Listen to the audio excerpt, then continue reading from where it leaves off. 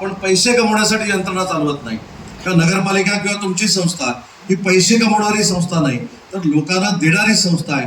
त्याच्यामुळे हे जे ऑडिटोरियम आपण चांगल्या पद्धतीने उभं केलंय हे लोकांना अर्पित असलं पाहिजे, आणि ते रत्नागिरीकरांच्या साक्षीनं आज मी रत्नागिरी शहरातल्या लोकांना अर्पित करतो.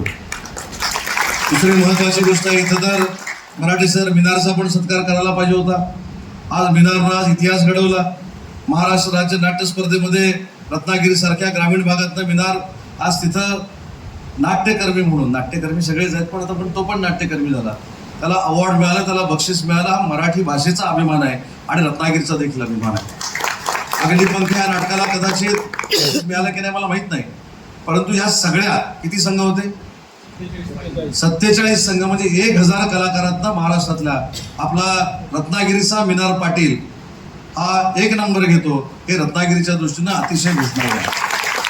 आणि मिनार पाटील तयार झाला म्हणजे आपली जबाबदारी नाही संपली नाही, तर या रत्नागिरीतले अनेक मिनार पाटील आपल्याला तयार करायचे आहेत. त्याच्यासाठी हे मी सभागृह दिलेला आहे.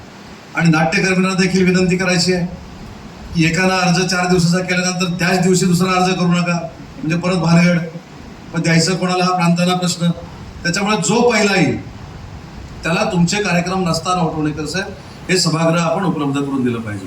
अजून एक नाट्यकर्मींसाठी आनंदाची गोष्ट सांगतो की अजून एक नाट्यगृह बांधण्याचा निर्णय आपण घेतलाय. त्याला 10 कोटी रुपये आपण मंजूर केलेत, आणि पॉलिटेक्निकच्या कॅम्पसमध्ये सुसज्ज अजून एक नाट्यगृह बांधण्याचा निर्णय महाराष्ट्र शासनाने घेतलाय.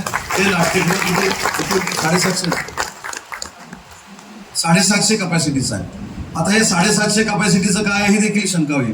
सध्याची नाटकांची परिस्थिती अशी आहे की 1000-1500ची जर सिटिंग कॅपॅसिटी असलेली जर सभागृह असतील तर ते मोजके नाटककार ते भरतात, बाकी कुठची नाटकं भरत नाहीत. आणि म्हणून आपल्या स्थानिक जे कॉन्ट्रॅक्टर आहेत जे नाटकं आणतात त्यांना देखील परवडलं पाहिजे, म्हणून स्वातंत्र्यवीर विदास सावरकरांच्या नावानं जे नाट्यगृह आहे त्याच्यापेक्षा छोटं नाट्यगृह या रत्नागिरीमध्ये बांधण्याचा आपण निर्णय घेतलाय. त्याचं देखील काम पुढच्या 8-10 दिवसामध्ये सुरू होणार आहे. पण हे सगळं आपण टिकवलं पाहिजे. आज इंजिनिअरिंग कॉलेजची इमारत झाली, काल 493 कोटी रुपये बजेटमध्ये आपल्याला वैद्यकीय महाविद्यालयाला मिळाले.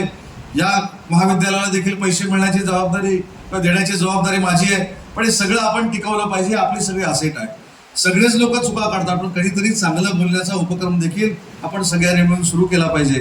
आज इथे सभागृहामध्ये आल्यानंतर मला देखील आनंद एवढ्यासाठीच झाला की पहिल्या दिवशी आल्यानंतर जे नाट्यगृह मी बघितलं होतं किंवा हॉल जो बघितला होता तो अतिशय भयावह होता, आणि त्याचं रूप आम्ही सगळ्यांनी निधी देऊन पालटलं, त्याचं माझ्या मनामध्ये देखील समाधान आहे. आता अजून एक त्रुटी याच्यामध्ये राहिली ते म्हणजे ग्रीन रूम. बरोबर आहे की नाही? मी मराठी सरांना ऑलरेडी सांगितलेलं आहे की ज्या दिवशी कार्यक्रम असतो त्यावेळी तुमच्या इन्स्टिट्यूटला अडचण न येता मागच्या ज्या 2 खोल्या आहेत त्या आपण ग्रीन रूम मध्ये कन्व्हर्ट कराव्यात आणि त्या देखील आमच्या रंगकर्मींना द्याव्यात, अशा ऑलरेडी मी सूचना त्यांना दिलेल्या आहेत. टाइम्स डिजिटलला लाईक करा, सबस्क्राईब करा, शेअर करा आणि बेल आयकॉन दाबायला विसरू नका. पाहत रहा टाइम्स डिजिटल.